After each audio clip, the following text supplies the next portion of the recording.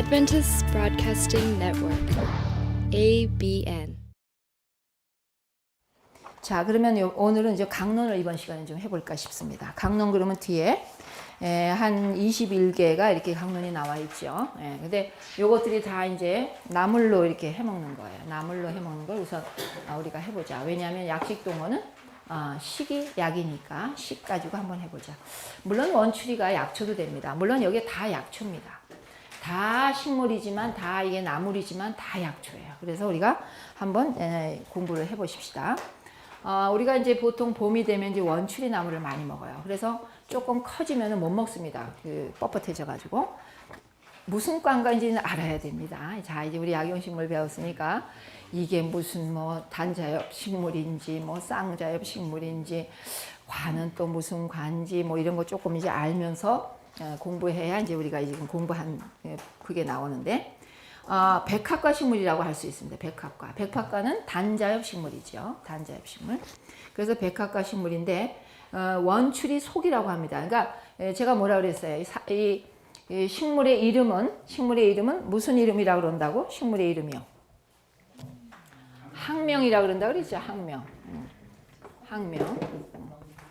영어로는 학문이 뭐죠? 사이언스죠. 학문이 사이언스예요. 학문적인 이름이다 그런 뜻이거든요. 학문적인 이름이다. 그러니까 학명 그러면 scientific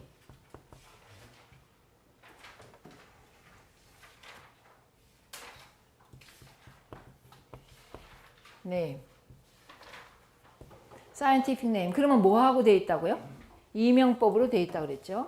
처음 오신 분들이 있으니까 이명법으로 돼 있다 그랬죠. 그러면 이명법이라는 것은 지너스 네임하고 지너스 네임이란 건 속명이다. 어디에 속하느냐? 속명하고 그 다음에 종명으로 돼 있다. 그래서 스페시스 네임이다. 스페시스 네임이다. 이거는 종명이라 그런다.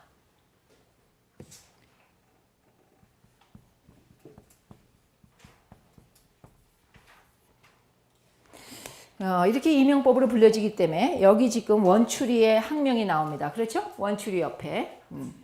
이거는 라틴어기 때문에 그대로 읽으면 돼요. 헤메로 칼리스 이렇게 그냥 읽으면 돼. 헤메로 칼리스. 이거는 이게 영어 발음으로 굴리지 않으셔도 되고 그대로 라틴어기 때문에 헤메로 칼리스. 그게 뭐예요? 무슨 이름이에요? 학명 중에 속명. 그 다음에 풀바 종명. 그 다음에 뒤에 L은 명명자명. 명명자명 유명한 사람 이름 누구라 그랬죠? 린네. 스웨덴의 식물학자입니다. 그래서 이 사람이 처음으로 이 이명법을 주장했어요. 이명법으로 정리하자. 그래가지고 린네라는 사람이 했기 때문에 약자를 주로 써요. 그래서 L만 딱 붙이고 거기다가 점을 찍어줍니다. 점을. 왜냐하면 이거는 약자다. 그런 뜻이죠. 그래서 이제 린네라는 사람이 점 안 찍혔나요? 점을 찍어야 됩니다. 그러면서 이제 일반적으로 이름을 넘나물이라고 그러는데 그건 이제 무슨 지방명일 수도 있고 이게 보통 지역에서 이게 사투리도 될 수 있어요. 근데 원래 이름은 원추리고 그 다음에 한자명이 뭐냐면 생양명이거든요. 생양명이 뭐냐면 한양명이거든요. 생양명이 한양명입니다. 그게 헌초입니다. 헌초. 자, 헌초라고 하면은 이제 한양명에서는 헌초라고 해야 아는 거죠. 우리는 그냥 원추리라고 그래야 이제 보통 이름이고요. 보통 이제 잎의 길이가 길죠. 그래서 난초처럼 쭉쭉 뻗죠. 아시죠? 원추리 압니다. 채취 시기는 보통 잎은 4월, 5월에 하는 이유가 뭘까요? 어릴 때 나물로 먹기 위해서 채취하는 것 뿐이지 사실은 이제 꽃이 피고 이럴 때는 벌써 못 먹는데 노란 꽃이 피죠. 아름답죠. 그리고 어린 잎 4, 5월에 채취해서 먹는다. 근데 5월도 벌써 좀 지나오니까 벌써 뻣뻣해서 못 먹겠더라고요. 이런 어린 잎은 대개 4월 말까지는 채취해야 될 것 같아요. 그 다음에 이제 이게 개화기가 뭐 6월, 8월이고요. 황색의 꽃이 피고 가을에 마늘 모양의 열매가 열린다. 이거 이제 가을에 가봐야 알죠. 가서 보시면 이제 알 겁니다. 그 다음에 이제 생육 상태는 단연초다. 아까 나왔죠.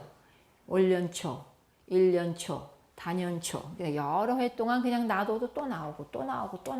근데 그 자리에서 나오는 게 아니고 그 옆에 다른 곳에서 나옵니다. 그 옆에서. 그래서 싹이 나서 다시 나온다. 보통 양지가 있는 양지 쪽이 좋다. 음지에 자라는 게 있고 양지에 자라는 게 있어요. 그래서 우리가 약초를 키워왔을 때 우리가 음지식물원이 있고 양지식물원이 있습니다. 많이 크지는 않지만 약학과에. 그래서 음지식물원에 음지식물을 갖다 심어야지. 제가 이제 옛날에 그 약초밭이 좋았었는데 그 하얀 우유 건물이 들어오면서 이제 다 밀어버렸어요. 그래가지고 거기 앉아서 펑펑 우니까 이제 학장님이, 김종학 학장님이 이 선생님 울지 말라고, 몰라서 이렇게 했다고, 미안하다고. 그때 두축나무가 5그루인데 다 죽여버리고, 아주 그런 거 할 때 물어도 안 봐. 그냥 갖다 밀어붙여.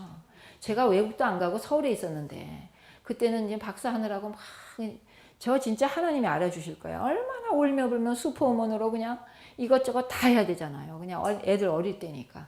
83년서부터 86년까지 박사를 하는데 서울대학을 울며 불며 다녔습니다. 택시로 다녔어요. 택시로. 그러면서 그때 제가 여름방학이라서 저기 가서 공부하고 있었는데, 서울대학에 저기 서울 의대 있는데 거기 연건도 멀지도 않잖아요. 와보라 그러면 제가 올 거 아니에요. 한마디도 없이 그냥 싹 다 밀어버렸어요. 그래서 그때 검날이나 뭐 너무 좋은 식물 다 많았었는데 다 죽여버렸어요. 그때. 그 두축나무는 여름에 식물을 옮긴다는 건 뭘까요? 식물 자살행위예요. 그건 식물 죽어라는 거예요. 그렇게 무모한 꼴을 제가 다 보면서 울고 그랬더니 학장님이, 김종학 학장님이 울지 말라고 저기 내 집 앞에 터밭 주겠다고 그래가지고 그 앞에다가 갖다 지금도 지금 음지식물 해놨는데 식물이 안 자라는 거야. 천궁도 거기서 다 죽이고 지모도 다 죽이고 땡땡땡 햇빛이 비쳐야지 이거 자는 식물들이 많이 있거든요. 그래서 여기 보면 처음에 제가 오니까 하나님이 다 준비해 놓으셨는지 웬분이 정년 퇴임을 해가지고 그 밭을 빌려가지고 여기 다 그때 딸기밭이고 스프링클러 막 돌아갈 때 그 옛날이잖아요. 그래서 거기 그 밭이 쫙 있었는데 약초밭을 400평을 잘 키우고 있더라고요. 웬 할아버지를. 근데 그때만 해도 제가 아무 힘도 없을 때인데 그분을 어떻게 쫓아버렸는지 그분이 금방 돌아가셔 버렸어요. 너무 매일매일 할 수 있던 걸 갖다가 약학과 생겼으니까 나가라 해버렸는가 봐요. 어떻게 했는지 모르겠어요. 그분이 무슨 영문과 정년 퇴임해가지고 그 큰 밭을 그렇게 잘 돌보고 있었어요. 거기 그래서 두축나무도 있었고 정말 그것만 지금 있었어도요. 약초밭 얼마든지 아름답게 그거 유지할 수가 있었을 거예요. 그렇게 무지하게 그냥 다 아무렇게나 막 옮기니까 다 죽고 그냥 그렇게 했지만 저는 이제 하나님께서 날 가라고 했으니까 그냥 다 수모를 다 참고 있었는데 마지막 나올 때 그렇게 함부로 저한테 하는 것 같으니까 너무 섭섭하더라는 얘기를 하고 있는 거예요. 쓸데없는 얘기했고요. 자, 그래서 양지는 양지식물에 심어야 되고 음지식물은 음지에다가 심어야 되는데 그걸 잘 해야 됩니다. 자, 그래서 원추리는 어디 식물이에요? 양지식물이에요. 그래서 땡볕 있는 데다가 심어야 됩니다. 자, 그 다음에 이제 얘기가 많이 나옵니다. 뭐 정월 대보름날에 이 원추리 국을 끓여. 이거는 어떤 국일까요? 이 대보름날 먹는 건 어떤 나물일까요? 묵나물입니다. 묵나물. 그래서 지난해 원추리를 말려뒀다가 다 이렇게 이제 겨울에 이제 그렇게 묵나물을 먹는 겁니다. 그러면서 그쪽에 쭉 있으니까 그건 그냥 여러분들 읽어보시는 걸로 하고요.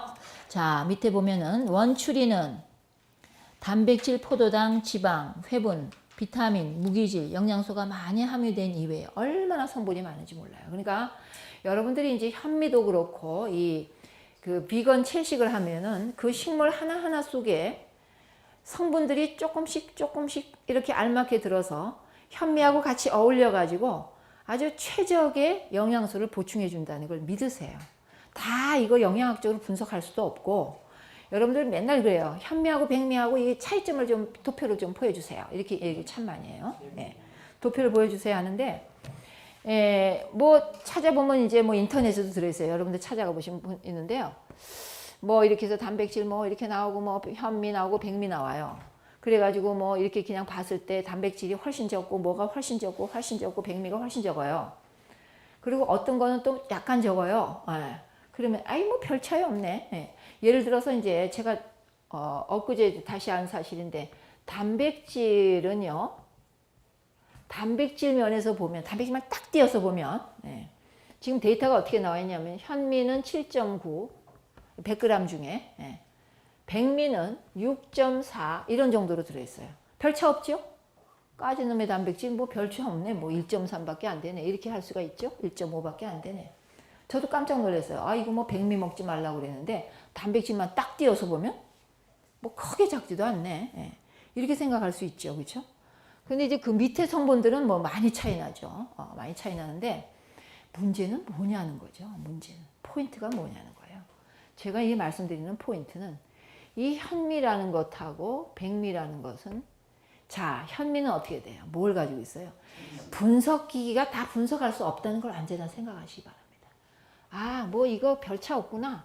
이렇게 생각하시면 그거는 진짜 그리스도인으로서 생각을 너무 미치지 못하는 거예요. 하나님께서 선지자를 통해서 현미 먹으라고 할 때는 인간이 분석하지 못하는 부분이 얼마든지 있다는 것이죠.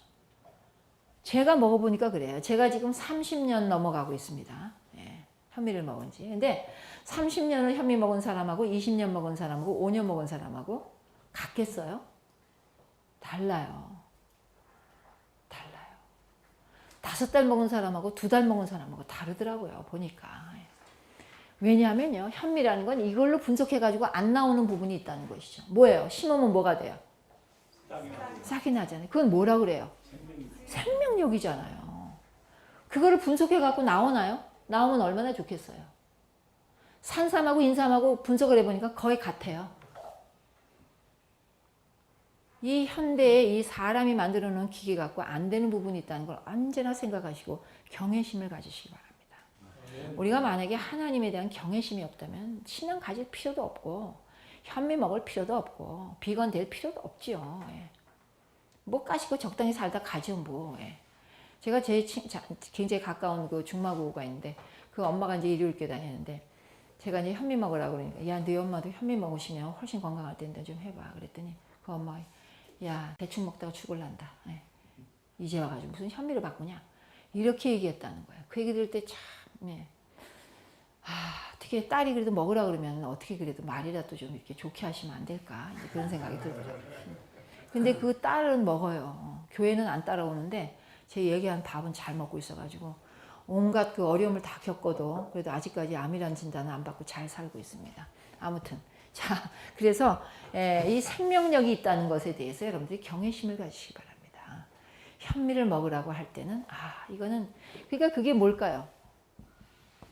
지금 아무리 기계가 찾아봐도 안 되는 MRI를 찍고 뭐 PET CT를 찍고 요새는 그냥 CT가 아닙니다. PET CT입니다. PET CT를 찍어도 뭐는 못 찾아요.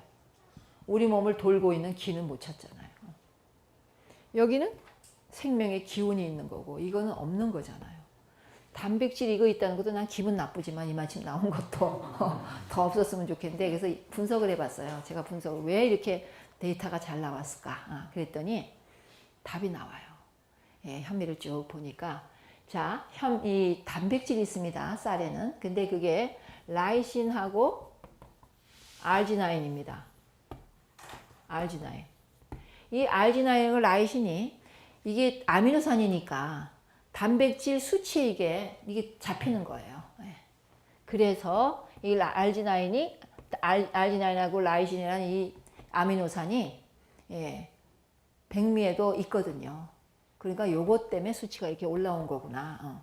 그러니까 너무 뭐 이렇게 야, 백미 먹어도 되겠다 이렇게 생각하지 마시고 그 밖의 성분, 단백질만 하면 제가 예를 들어서 드리는 거예요. 여러분들도 보면 선생님 좀 이상하다. 단백질 이렇게 많은데 뭘 그러시냐 이렇게 할 수가 있을 것 같아서 제가 말씀을 벌써 드리는 겁니다. 그래서 알지나인하고 라이진이라는 아미노산 때문에 단백질 수치가 잡힌 것이다.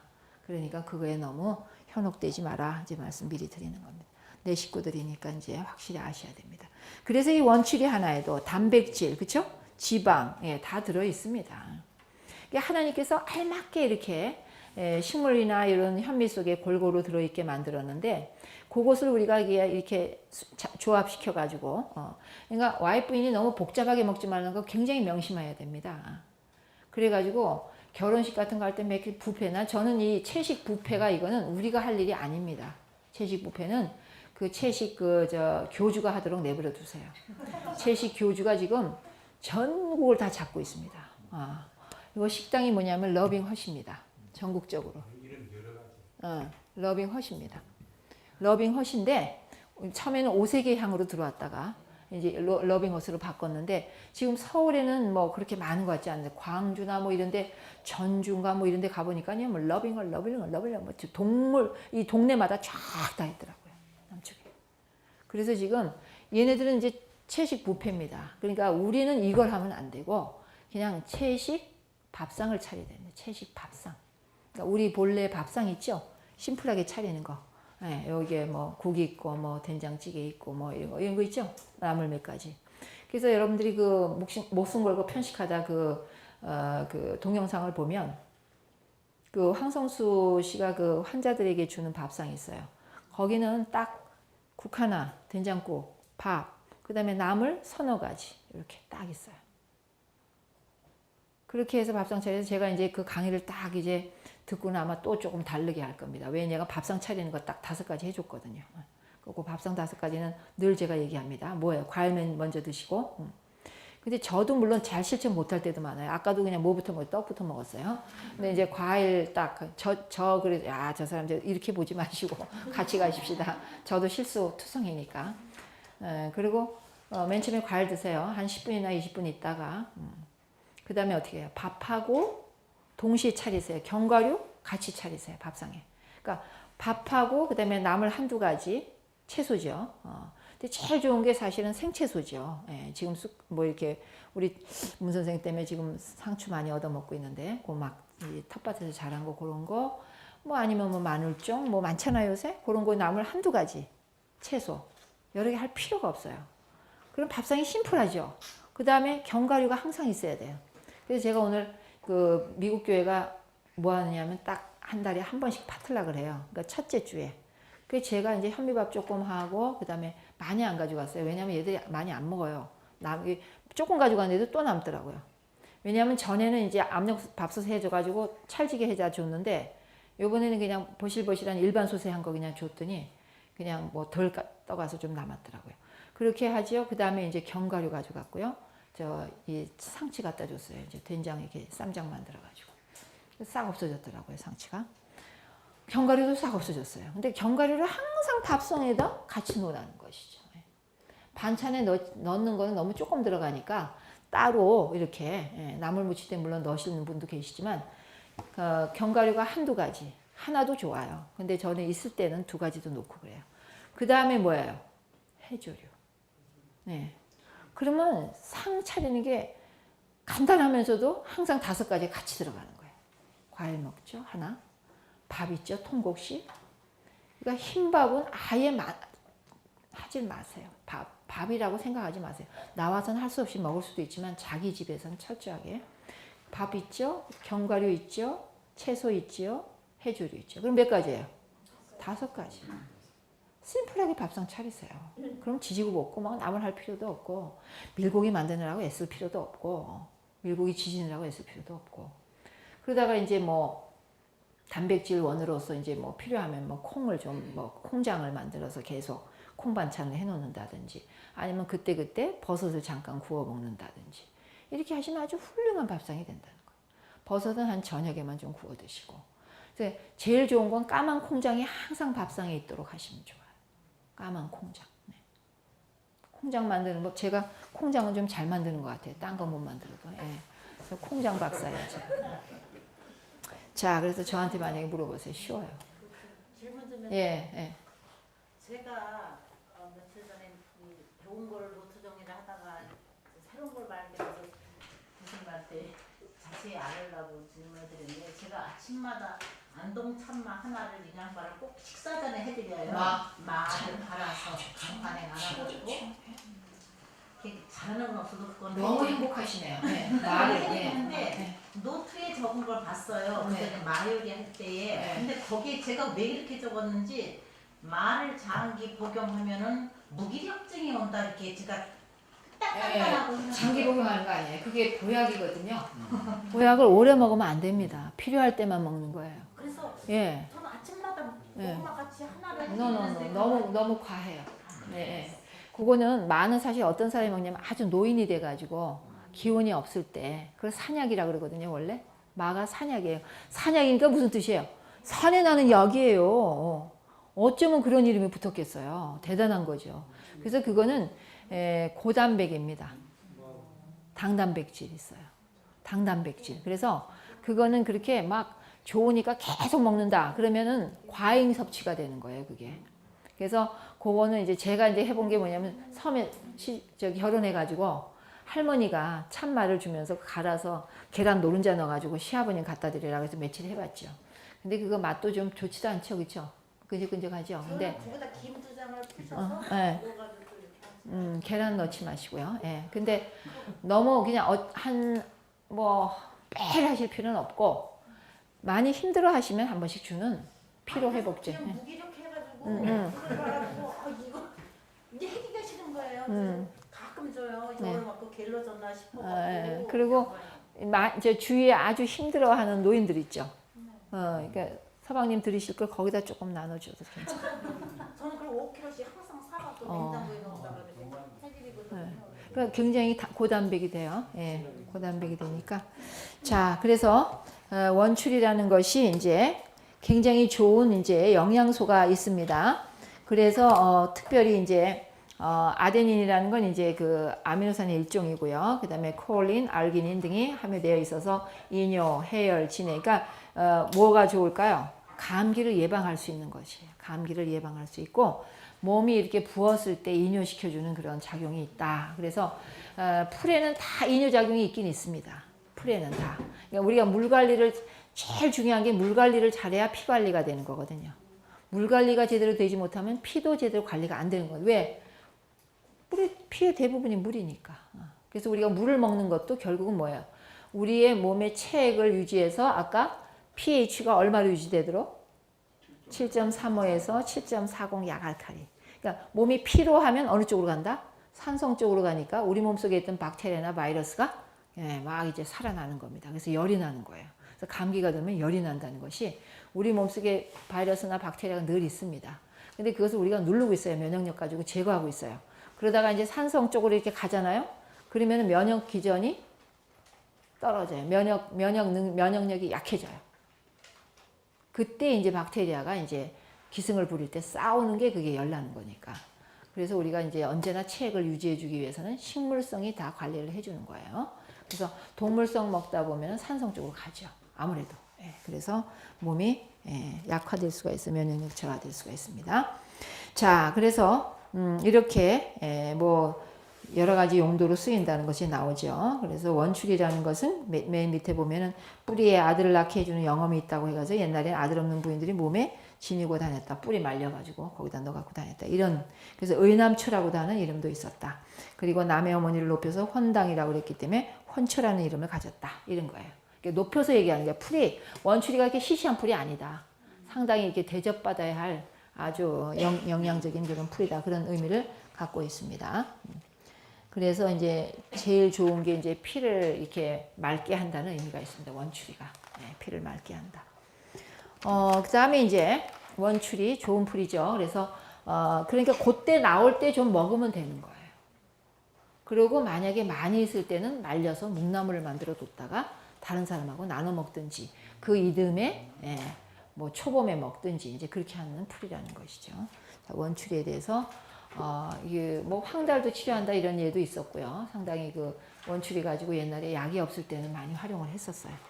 그 다음에 이제 여러분들이 아시는 이제 오갈피 나무가인데 이거 잘못됐네요. 오갈피 나무가 릴리아케가 아니고 오갈피니까 뭘까요? 아랄리아케입니다. 아랄리아케. 자, 아랄리아케가 뭐냐면 인삼과란 뜻이에요. 자, 아랄리아케 고치세요. 잘못된 것을 고쳐야 돼요. 교과서도 잘못될 수가 있습니다. 자, 아랄리아케 오갈피 나무 과에다가 자, 이 세아에는 이게는 과라는 뜻이에요. 과. 무슨 과 무슨 과. 그래서 앞으로 이렇게 붙어 있으면 아랄리아 이렇게 하고서 세아에 케 저는 케라고 읽는데 어떤 사람은 세라고도 읽고 어떤 사람은 체라고도 읽어요.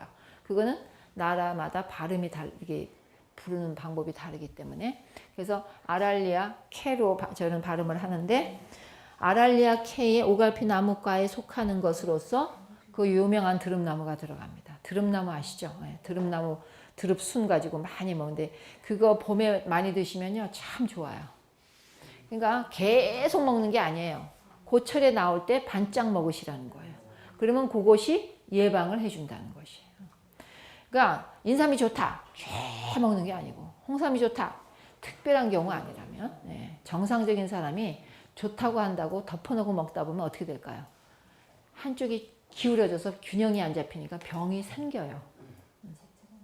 좋은 것도 너무 많이 먹으면 과해지면 병이 생겨요. 왜? 나머지가 가서 일하지 못하고 딴 데 가서 방해를 놓으니까. 나와서 분해되지 못하고 너무 많이 들어가면. 그래서 다 되게 어디서 이런 거는 분해된다고요? 화학물질들이? 간에서 분해가 돼요.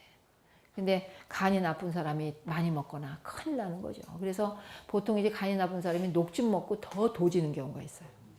그래서 의사들이 제일 싫어하는 게 간 질환을 한 사람이 한약 먹었다 그러면 막 질색을 하는 거예요. 한약이 된 게 뭐예요?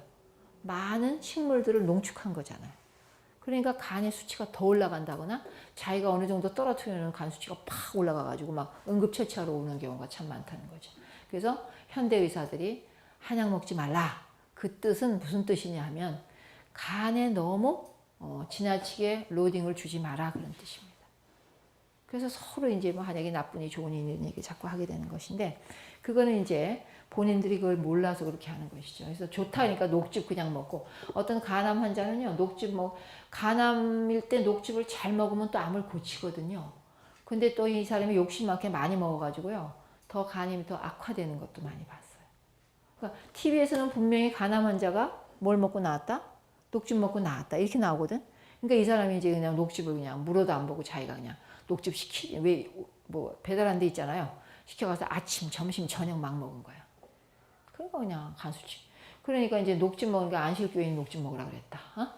그러니까 그냥 부인이 펄펄 뛰면서 안식교 나가지 말라고 막 그렇게 돼가지고 아주 힘들었던 곤욕을 치렀던 경우가 지금도 그 부인은 남편이 죽은 지가 우리 교인으로 죽은 지가 몇 년이 되는데도 안 나오고 있습니다. 아주 우리 교인이라면 막 우리 교회라면 싫어해요. 자기 남편이 우리 교회 쫓아다니다 죽었다고. 참 오해 많이 받습니다. 자 오가피나무과, 드럼나무과라고도 하고 인삼과라고도 하고 오가피과라고도 하고 세 가지로 다 불려지니까 다른 이름이 아니고 똑같은 식물과다라는 거 알아두시고요. 뭐 다 아시죠? 쭉 알고 잎은 보통 4월. 이게 4월이 아주 좋더군요. 4월이. 4월 말까지가 아주 피크더라고요. 식물만 잘 알면요. 산에 가면 그냥 완전히 먹을거리가 천지지천에 깔려가지고 적당히 따다가 막 먹으면요. 뭐 이건 뭐 돈 주고 사 먹는 거하고 뭐 비교할 수가 없는 거죠. 저도 올해 이제 나오면서 이제 이걸 제대로 가르치자 하면서 저도 식물 이렇게 자꾸 그전에 좀 이제 임 선생한테 다 물려줬다가 지금 다시 공부를 이제 하면서 나물 진짜 맛있게 잘 먹었어요. 뭐 드럼나무 뭐 하여튼 별나물 다 10가지 나물을 잘 골고루 얻어 먹었습니다. 저도 뜯고 누가 또 같이 뜯어줘가지고 그래서 야 진짜 이 산에 나는 이거 누가 만들어 놓은 무슨 식품이에요? 하나님이 만드는 몇 차 식품? 1차 식품. 1차 식품. 봄에 그래서 4월 한 달 부지런히 이렇게 나물 뜯어다가 먹으면 진짜 이거는 무병장수입니다. 무병장수. 우리가 지금 그걸 실천해 나가자는 것이죠. 그래서 모임을 계속 갔습니다. 이게 해가지고 봄에는 지금 나물 뜯으러 다니자 이거죠. 나물 뜯으러. 그래서 제대로 아는 나물을 뜯어서 바르게 너무 또 욕심내지 말고 알맞게. 자, 그래서 4월 달에 부지런히 뛰어야 되겠다. 그 다음에 어린 수는 식용한다는 거 다 아시고요. 조금 오래되면 벌써 못 먹습니다. 뻣뻣해서. 7, 9월에 연한 황색의 꽃이 피고 가을에 검은 열매가 이건 모르는 분들 많을 거예요. 그렇죠? 그냥 그 드릅순만 아시지. 그래서 보십시다. 자, 양지 계곡이나 산에 잘 자란다고 돼 있고 이 과의 식물은 인삼과에 유사한 강장 효과가 있다. 자, 인삼을 왜 좋다고 하느냐 하면 자, 보세요. 그래서 인삼과에 대한 얘기를 이제 잠깐 하겠습니다. 제가 이제 한약을 하게 된 그런 동기가 있습니다. 지난 시간에 잠깐 얘기했지만 제가 생약학을 계속 가르치면은 인삼처럼 완벽한 식물이 없는 거예요. 완벽한 식물이라는 건 뭐냐면 연구한 그 데이터가 하나도 네거티브가 나오지 않는 거예요. 어떤 사람이 어떤 실험을 했든지. 그래서 인삼학회라는 게 있어요. 그래서 세계적으로 돌아다니면서 2년에 한 번씩 열리는데 우리나라가 원래 종주국임에도 불구하고 우리나라가 지금 조금 괜찮았지 옛날에 형편없었잖아요. 그러니까 다 다른 나라에서 이제 인삼을 가져다 다 연구하기 시작해가지고 인삼학회라는 게 있는데 거기에서 이제 가보면 100% 포지티브예요. 그러면 어떻게 돼요? 어떤 문제가 생겨도 인삼 먹으면 다 나아야 되잖아요. 그런데 그래서 이제 제가 병약한 몸으로 우리 아이 셋을 낳았으니까 내가 우리 아이들에게 인삼을 먹여야겠다. 그러고서 이제 큰 놈이 아들이다 보니까 아들하고 이제 남편하고 인삼가루를 갈아가지고 꿀에다 재는 거 있잖아요. 그래가지고 거기다 이제 한 컵씩 타주는 거잖아요. 아침에. 예. 그걸 딱 해주는데 둘 다 싫어하는 거야. 질색을 하는 거야. 근데 남편이 질색을 하면은 그래도 남이니까 그냥 그래 뭐 남편이 싫다니까 이제 못 준다 이런데 이 눈에 넣어도 아프지 않은 이 아들놈이 싫다니까 이게 정신이 번쩍 나는 거야 이게. 그런 거 있죠, 그렇죠? 여자분들 이해하시죠? 예. 남성분들도 이해하셔야 됩니다. 예, 잘하셔요. 그래서 이 남남인데 말이죠. 잘못해주면요 가는 게 좋은 게 없습니다. 예. 다 이렇게 1대1입니다. 그래가지고 이 아들 녀석이 이러니까 이 정신이 번쩍 나는 거예요. 그래서 이제 한약책을 본초학책을 찾기 시작했어요. 본초학책을 딱 찾으니까 분명히 네거티브가 나오는 거예요. 아, 이거구나. 뭐예요? 예, 양증 체질이에요. 양증 체질. 이거는 온약이거든요. 그러니까 뭐라 그럴까요? 찰 때 덮여주는 약이거든요. 근데 얘는 덮여줄 필요가 없는 애인데 그냥 줬으니까 싫은 거야. 그래서 어떻게 싫으니? 그랬더니 엄마 기분이 막 나쁘고 막 짜증이 나면서 짜증 나는 게 이 열이 올라오는 거거든요. 짜증 나면서 코에서 뭐가 나는 것 같아 막 이러는 거예요. 코에 또 잘 나더라고요 아이가 걔가. 그래가지고 그렇구나. 그래서 이게 깨달은 거예요. 그러면 어떻게 해야 되겠냐? 본초학을 공부해야 되겠다. 그래가지고 혼자서 독학을 해가지고 계속 이제 해가지고 제가 한약 분쟁 때도 날렸다는 거 아닙니까? 약계에서 저만큼 또 한약 아는 사람이 없다는 거예요. 뭐 서울대학교에서 나와서 다 뻥뻥 다 치는 거야. 뭐 왜 지냐면 이 말에서 이 한의사들하고 말싸움에서 왜 평소에 한약을 경험하지 않았고 애정을 갖고 있지 않았기 때문에 그들이 반론을 제기하면 그거에 대해서 경험이 약한 거야. 이론적으로는 돼 있지만 이론적으로 싸우는 게 아니거든요. 지금 이게 이모셔널, 아까 이모셔널 얘기가 나오는데 감정적으로 싸움이 일어난 거거든요. 그러면 그걸 감동을 시켜서 꺾어야 되는데 그거는 평소에 젖은 사람이래야 할 수 있거든요. 평소에 안 젖은 사람이 가서 이론만 가지고 하기는 안 되죠. 그래가지고요, 약계에서 서울대학 다 찾아도 안 나오잖아요. 근데 그땐 삼육대학에 약학과에 있는지도 몰라, 사람들이. 워낙 우리는 홍보에 약한 사람들이잖아요. 지금도 이단이라는 소리 듣고 가만히 앉아 있잖아요, 우리. 그쵸? 이단이 아닌데도 뻔히. 예. 왜 가만히 있냐고. 자, 그런데 아무튼 그래가지고 이걸 공부해놨죠. 저는 10년을 공부했어요. 지금 1993년에 한약 분쟁이 일어났거든요. 저는 81년부터 공부했어요. 81년부터 공부해가지고 82년도에 학과목을 넣었어요. 한방개론 해가지고 제가 제 마음대로 할 때니까 그때는 학과목도 막 제가 짤 때니까 딴 사람도 다 나는데 서울대학도 없는데 저는 한방개론인가 막 떡 집어넣어가지고 4학년들한테 가르치기 시작해요. 기란 무엇이다 뭐 어쩌고 하면서 이제 열심히 공부하고 가서 가르치고 막 그리고 몰래 약사들이 한방하는 약사들한테 몰래 가서 많이 배웠어요. 수업 겹치지 않으면요 다 가가지고 뒤에 가서 살짝 앉아서 유명하지 않을 때는 교수인지도 모를 때니까 젊고 그러니까 30대 그때 후반에 가서 앉아서 열심히 공부했어요. 열심히 공부하고 또 막 책 보고 이렇게 해서 또 가르치고 그래가지고 계속 4학년마다 가르쳤어요. 계속 4학년들한테. 그런데 우리 학생들이 또 그렇게 영민하지가 않잖아요. 어떻게 보면. 그래서 그런지 아직도 그냥 내놓으라 하는 제자가 아직 나오지는 않고 있어요. 근데 열심히들 뭐 하기는 하는데 작용이 어때? 그래가지고 그래갖고 아무튼 그런데 말입니다. 이렇게 나니까 점점 이제 이게 삼육대학이 알려지는데 이제 제가 얼굴이 이렇게 나오잖아요. 그러면 밑에 뭐가 나올까요? 삼육대학교 약학과 교수. 문의가 막 오는 거예요. 삼육대학에 약학과 있냐고. 몇 년 됐어요? 그러면 생긴 지가 지금 14년 됐는데. 그래가지고 약사 자녀들이 많이 왔죠. 그 이후로. 그리고 카트라인이 계속 올라가면서 이게 율이 높아졌어요. 그렇게 해서 이런 그 경우가 근데 제가 이제 그랬죠. 하나님께서 삼육대학을 좀 홍보하시고 싶었나 보다. 그렇게 해. 그래서 삼육대학이 사실은 약학과가 생긴 게 상당히 메리트가 있었죠. 그렇죠? 메리트가 있었죠. 근데 아무도 인정하려고 안 해요. 얘기도 하지도 못해요. 그 얘기했다가는요, 막 다들 똑같다고 생각하기 때문에 그래서 절대 못합니다.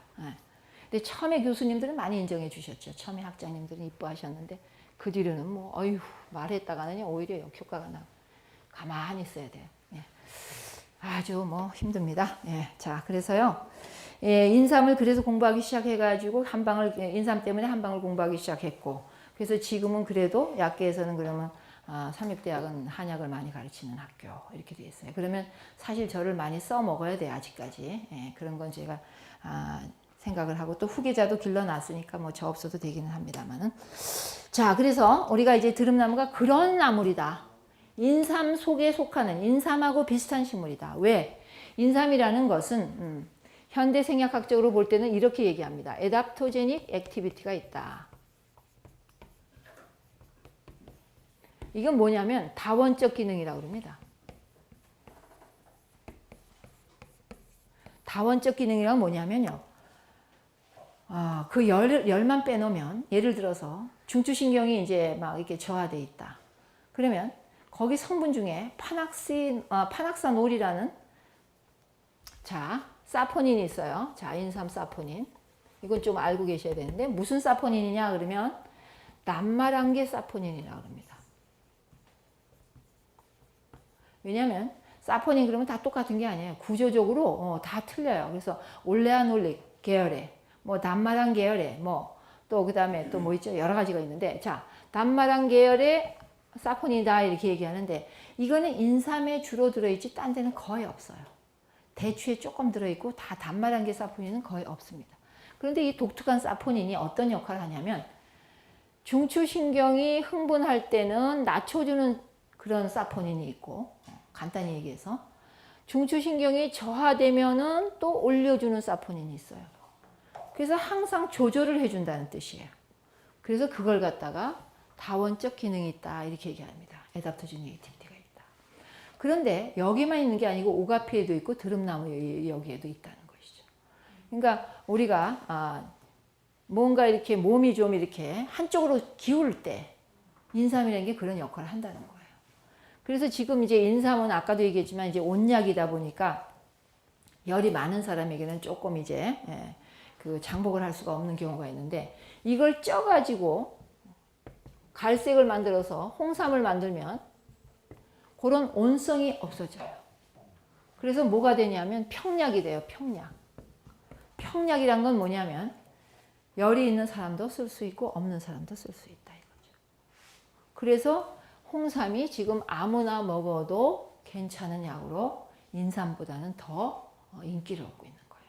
그래서 뭐 정관장 홍삼이 지금 완전히 세계적으로 처음에는 이거 안 팔려가지고 굉장히 고생했습니다. 근데 지금은 홍삼 안 먹는 사람이 없어요. 저도 어디서 좀 얻어가지고 먹고 있어요. 뭐 이게 캡슐로 된 거 이렇게 약간만 드세요. 왜냐하면 우리는 현미채식을 하기 때문에 그렇게 뭐 문제가 없어요 몸에. 그러니까 그냥 이제 나이도 좀 있고 이러니까 그냥 이제 있고 그러니까 남 주기는 좀 아깝고 그러니까 그냥 먹는 거예요. 이렇게 조금씩 먹으세요. 이게 건강기능성 식품이죠. 예. 그래서 홍삼을 먹으면 확실히 나쁘진 않은 것 같아요. 예를 들어서 이제 그 술 담배를 오래 하는 교수님이 한번 그러더라고요. 같이 이제 여행을 가게 됐는데 우리가 이제 은퇴한 교수들끼리도 여행하는 게 있어요. 근데 그거 가는데 기차를 타고 가는데 이 선생 홍삼이 좋긴 좋은가 봐. 그래요. 김일혁 선생님께서. 왜요? 그랬더니 내가 그렇게 술 먹고 그렇게 담배를 피는데 내가 홍삼을 열심히 먹었거든. 그러니까 그래도 이렇게 큰 병 없이 살잖아. 이렇게 얘기를 해요. 그건 생략학 교수거든요. 근데 그렇게 얘기를 해요.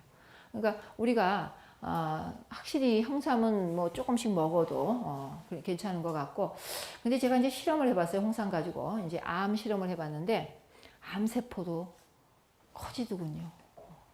홍삼을 먹으니까. 그래서 지금 어떤 거냐면요.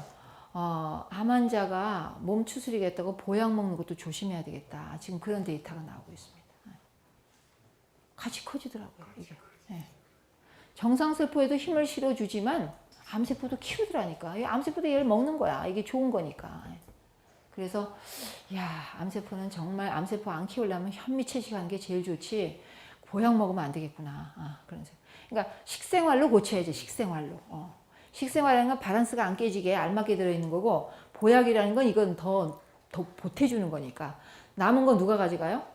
암세포가 가져간다는 것이죠. 그래서 우리가 과단백 먹으면 절대 암세포 키우는 겁니다. 과단백, 고지방 이런 거는 암세포는 그런 거 막 땡겨 먹고 사는 세포니까 정상세포는 그런 걸 별로 과담백 그런 거 필요 없어요. 솔직히 말해서 여러분들이 고기 먹으면요. 세포가 말을 이렇게 할 거예요. 주인님, 난 필요 없거든요. 넣지 좀 말아주세요. 그래가 자꾸 넣어주잖아요. 저 미쳐버리겠는데요. 저 미쳤어요. 딱 이렇게 권고하는 게 암이에요. 나 미쳤거든요. 이렇게 되는 거예요. 미쳐버리겠어요 할 때 빨리 알아서 했어야 되는데 미쳐버리겠어요 했는데도 못 들었어요. 계속 먹은 거야. 그러니까 저 미쳤는데요. 저 미쳐버렸어요. 그러면 암 이렇게 되는 거죠. 그래서 미친 세포가 암세포다.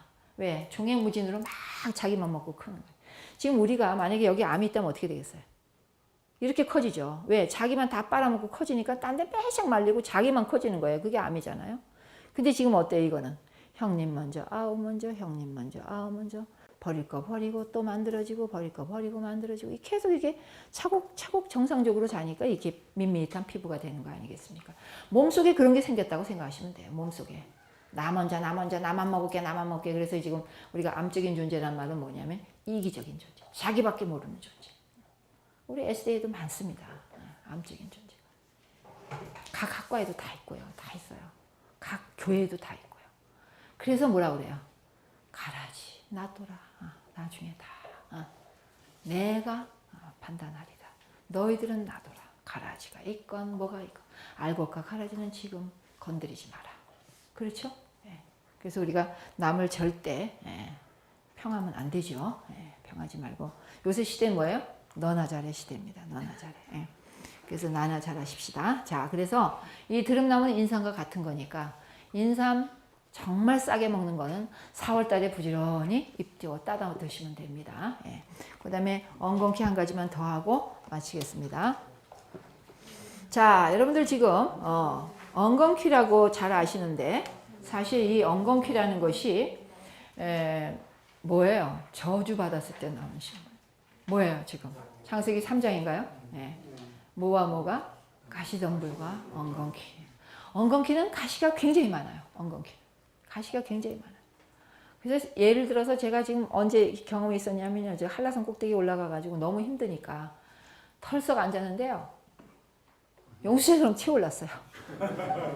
너무 따가워서. 거기는 눈 엉겅퀴가 있어요. 눈 엉겅퀴. 그래갖고 잎에 이렇게 가려져 있어요. 그러면 뭘로 가는 거예요? 눈 엉겅퀴. 누웠다 이게 눈 엉겅퀴. 눈 향나무도 있죠? 눈. 아유, 진짜 얼마나 따가운지. 어떻게 앉았겠어요? 또 힘드니까 털썩 앉았죠. 자, 엉겅퀴는 가시가 많습니다. 자, 그래서 가시 많은데 그러나 여기에도 뭘 넣어놨을까요? 약효 성분, 파이토케미칼을 넣으신 거죠. 눈물 납니다. 엉겅퀴에도. 그렇게 정말 저주받아서만 나온 그 식물에도 하나님께서는 약을 넣어놨는데 아주 좋은 약, 간장약을 넣어놨습니다. 자, 국화과 식물이에요.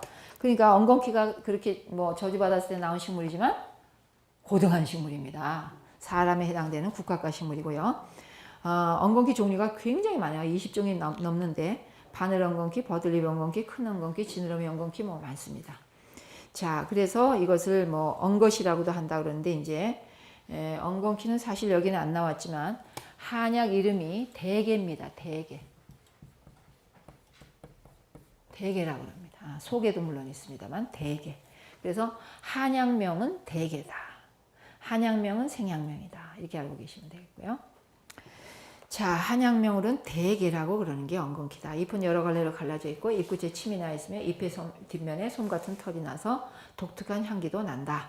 이것도 어렸을 때는 나물로 무쳐 먹어도 돼요. 가시가 별로 따갑지 않습니다. 그냥 약간 그저 뭐 느껴질 똥말똥 거의 모릅니다.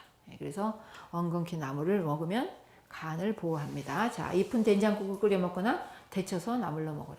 뭐든지 된장국 끓이거나 데쳐 먹으면 되죠. 그렇죠? 그렇게 해서 된장 무쳐 먹어도 되고. 7 내지 9월에 보라색의 꽃이 핀다. 그 다음에 여러 해 살이 풀이다. 양지바른 들이나 낮은 산에 잘 자란다. 가시나물이라고도 한다. 잎의 톱니가 모두 가시로 되어 있어서 다치면 따끔거린다. 보기에도 무척 험상궂으나 꽃은 정말 아름답습니다. 예쁜 꽃이 핍니다. 아주 연분홍 빨간 꽃이 피는데요. 꽃만은 예뻐요. 그리고 국화과 식물이고요. 자, 그래서 엉겅퀴는 종류가 많다 됐고요. 그 다음에 이렇게 많다고 돼 있고 잎줄기에 이걸 보통 나물로는 보통 지상부 먹으니까 단백질, 탄수화물. 자 보세요. 식물에 단백질이 없다 생각하시면 착각입니다. 예. 제가 아까도 얘기했지만 식물은 포도당을 합성해 가지고 자기가 필요한 단백질과 지방을 다 만들어서 자기가 쓰고 있습니다. 자기가 영양소 3대 영양소는 똑같습니다. 걔도 생명체이기 때문에. 그 단백질이 식물에 없다. 이거는 서양의 영양학이 잘못 만들어 놓은, 그래서 제가 어저께도 그랬어요. 당신의 영양학이 어디서 온 거냐. 정신 차려서 생각해봐라. 이게 전부 미국에서 이게 와가지고 그거 번역하면서 영양학 공부를 하는 거예요. 그러니까 걔네들은 늘 육식을 떠나서 생각을 안 했기 때문에 항상 육식이 굉장히 좋은 영양소라고 착각하고, 우유가 소젖이지 그게 무슨 사람이 먹을 젖입니까? 사람은 두유를 먹어야 되는 거예요. 콩우유를 먹어야 되는 게 사람이 먹어야 되는 거예요. 두유가 훨씬 양질의 영양소들을 우리에게 가져다 주는 건데, 이거를 우유를 먹어가지고 다 망치는 겁니다, 지금. 그리고 우유 먹으면 골다공이 더 빨리 온다는 거 이미 알려져 있고요. 자, 그 다음에 이렇게 탄수화물, 지방 다 들어있죠? 예. 그게 참 소량이 들어있어도 참 쓸만한 게 들어있는 거죠. 우리 몸에 필요한 게 들어있는 거죠. 동물은 식물을 먹고 사는 거지, 동물은 동물을 먹고 사는 게 아니라는 겁니다. 자, 그래서 우리는 흔히 가시가 연할 때 쓴다는 거 나오고요. 원래 이제 이 엉겅퀴가 물론 민간에서 이렇게 쓰여왔지만, 사실은 이 동양에 이제 이 그 간장병이 굉장히 많은 거야. 외국 사람들이 보니까 자기네는 간장병이 거의 없어요. 간 질환이 거의 없어요, 외국은. 위생시설이 굉장히 좋고, 그 다음에 이제 그 뭐가 있냐면 걔네들은 이제 술 문화가, 이 음주 문화가 상당히 세련돼 있어요. 양주라 그래가지고 얼음을 집어서 계속 다일루션, 희석해갖고 먹는 게, 희석해갖고. 절대 폭주를 안 합니다. 그런 이렇게 뭐 이상한 가끔 그 알코올 중독자 있기는 하지만 보통 술 문화가 그렇게 돼 있습니다. 근데 우리는 어때요? 그냥 부어라 마셔라 폭주하잖아요. 그리고 제가 그 회식을 많이 이렇게 이제 회의를 이렇게 하면서 가보면요. 뭐 술은 이거 공짜다 이거죠. 무슨 이렇게 이 회에서 먹으니까. 막 욕심들을 내고 그냥 막 술병 비우는 게 무슨 뭐 자랑으로 알고 뭐 이거. 그다음 어떻게 됐을까요? 막 죽음 직전까지 간 제 동기 교수도 있고요. 술 먹다가 자랑하다가 막 연구만 많이 한다고 그러고 서울대학 교수고 막 이러다가요. 완전히 신장이 다 망가져가지고, 신장 망가지면 간장 망가지고 그래가지고 거의 사경을 헤매는데 어떻게 해도 살려줬는지 지금 같이 또 은퇴했잖아요. 서울대학에서 걔는 은퇴하고 나는 여기 삼육대학에서 은퇴하고. 그래가지고 하여튼 참 뭐 고생 많이 했습니다. 근데 죽을 고비 몇 겁이 넘기고도 정말 하나님이 어떻게 살려주셨는지. 왜냐하면 자기가 이제 그래도 과학자니까 생각을 해가지고 잘 그걸 풀어나간 것 같아요. 그래서 제가 몇 번 전화해줬다고 고맙다고 제가 은퇴 때도 이제 유일하게 동기 대표로, 남학생 대표로 왔다 간 친구인데, 이 술 문화가 이제 우리가 이렇게 나쁘니까 우리는 이 동양 쪽에 훨씬 간장병이 많은 거예요. 그러니까 독일에서 약을 제일 많이 개발했거든요, 독일이. 근데 거기서 딱 보니까 되게 불쌍한 거야, 이 동양 사람들이. 아이고, 간장약 한번 개발해보자. 그래서 자기네 이제 실험을 했는데, 자기네도 엉겅퀴가 있어요. 근데 마리아 엉겅퀴야. 이름이 마리아 엉겅퀴인데, 이 같은 국가까지만 이제 이 지너스 네임이 달라요. 거기는 마리아눔이라서 마리아 엉겅퀴고, 우리는 썰시움속입니다. 여기 썰시움속이죠? 예. 맞죠? 썰시움속. 그래서 속이 다른데 꽃 핀 거는 비슷해. 제가 이제 독일 가서 봤더니 식물은 비슷해요. 비슷하게 생겼는데 이제 꽃의 모양이 이제 거의 같은데 뭐 조금 이제 달라가지고 자기는 마리아 엉겅퀴고 이제 지너스 네임도 다른데, 거기에서 간장약이 와장창 나왔는데 그게 뭐냐면요, 실리마린이라는 성분이에요. 실리마린. 이거 알아두시면 여러분들 또 들릴 겁니다. 어디에? 매스컴에서. 실리마린. 이게 I인 거. 여기가 I고 여기가 Y입니다. 자, 실리마린. 이 성분이 여기서 마리아 엉겅퀴에서 와장창 나와가지고 기가 막히게 잘 듣는 간장약을 만들어서 동양에 이렇게 보내줬어요. 그런데 우리나라에서도 이걸 한번 종근당에서 이제 만들어서 생력이다. 힘을, 약 이름이 생력이에요. 한 번만 탁 마시고 술 먹으면 훨씬 나을 거다. 그래가지고 이제 간 나쁜 사람도 이걸 먹어봤더니 너무 맛이 이상한 거예요. 근데 이게 물에 녹질 않으니까 현타액을 만들어가지고 이제 노하우가 그게 이제 있는데, 그거 로얄티 받아가지고 이제 우리 종군당에서 했는데 그렇게 빛을 보지 못했어요. 생략이라 그래가지고 이 술 먹는 사람들 앞에 마시고 술 먹어라. 또 먹었더라도 이거 마셔라. 그러면 실리마린이 보호해준다. 이래가지고 마리아 엉겅퀴. 그래서 엉겅퀴가 간장약이네. 그런데 사실 우리가 민간에서 간장약으로 써왔다는 것이죠. 그래서 지금 아토피 있을 때 아토피라는 게 뭐냐면 간에 열이 차가지고 피가 뜨거워갖고 염증을 일으키는 겁니다. 온몸을 돌아다니면서. 그러니까 막 이게 근지러워가지고 긁고 이러는데 이건 사실 간의 열을 낮춰주면 되는데 이 엉겅퀴가 그런 역할을 해요. 간열을 제거하는 역할을 하기 때문에 엉겅퀴를 먹고 엉겅퀴 물을 바르면 민간에서 그 아토피가 낫는다는 그런 것들을 많이 이야기들 하고 있습니다. 그래서 엉겅퀴는 그런 약이고 그 다음에 간장약이고 민간약으로 굉장히 중요하게 쓰였는데 염증을 제거하기 때문에 관절염에도 잘 듣는다고 돼 있고 뭐 이런 얘기 나오죠. 그 다음에 척추 카리에스에도 환부에 붙여봤다. 이 민간에서 많이 써왔습니다. 그리고 어디까지나 이제 간장약으로 쓸 수 있고 아토피에도 내용, 외용 다 할 수가 있고요. 그 다음에 이제 열이 많아가지고 토열합니다. 출혈합니다. 열이 많으면 그럴 때 지혈도 시켜주는 좋은 약재로 되어 있습니다. 맨 끝에 보면 재미있는 이제 에피소드가 있는데 엉겅퀴라 하면 옛날에 스코틀랜드에 침입한 바이킹의 척후병이 성 밑에 난 엉겅퀴 가시에 찔려가지고 비명을 지르는 바람에 성내 병사들이 다 깨어나가지고 바이킹을 물리쳤다는 그래서 스코틀랜드의 국화로 지금 엉겅퀴를 쓰고 있다. 이 엉겅퀴는 이제 마리아 엉겅퀴입니다. 이 유럽의 엉겅퀴, 유럽산 엉겅퀴. 우리 엉겅퀴하고는 다르죠. 그렇게 해서 오늘 엉겅퀴까지 공부를 하고 마치겠습니다. 아유, 장시간 수고 많으셨습니다.